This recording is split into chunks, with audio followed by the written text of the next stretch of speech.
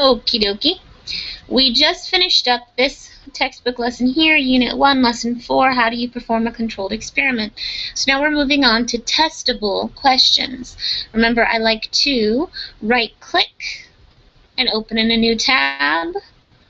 That way, if I need to go back and look at the list of assignments, I can.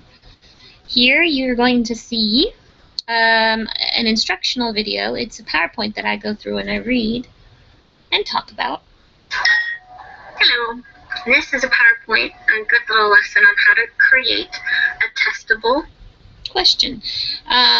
You are to watch this PowerPoint. You can also refer to this website that I've linked here. Right-click, open in a new tab. Here are a list of testable questions. I don't mind if you borrow from this list. That's why I put it in there. Also down here, if you download some of these files, there is a really good graphic that shows you the difference between what makes it not testable and what makes it testable. So when you're coming up with your questions, you can refer to this. Also, this is a file I found that's just a wonderful list. And if you want to borrow some questions from this list, more power to you. I think that's a great idea. Make sure it's something you're interested in, and make sure it's something that if you were to be asked to do that experiment, you'd be able to get the supplies to do it and do a few trials of it as well. So don't pick something that requires a scientific lab, because not all of you have that. Last is a copy of the PowerPoint that I read in this video. So you can download that and go through it yourself as well if you want to. Back to here.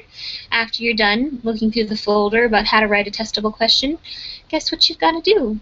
Right-click, open in a new tab. You've got to submit testable questions. It says write a list of 5 testable questions.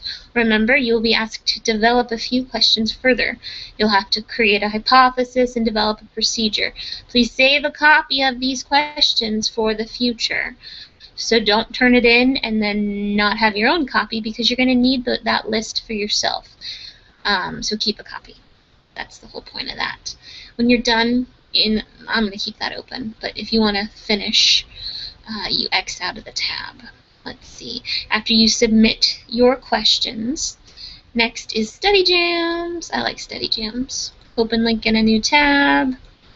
Alright, it says taking aim, hypothesis. You will need to research 3 of your 5 testable questions. So you're going to pick your 3 favorite that you turned into me in that past assignment. And from that research, you'll need to develop a hypothesis for each one. 3 total, 3 hypotheses.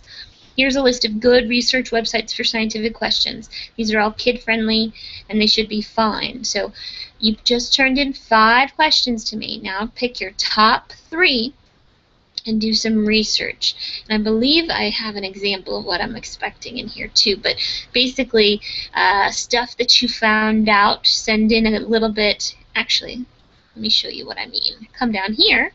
Submit your researched hypothesis. That's the last thing you'll need to do in this folder. And let me show you what I mean. It says, from your list of questions, submit 1 question that you have researched. So you are going to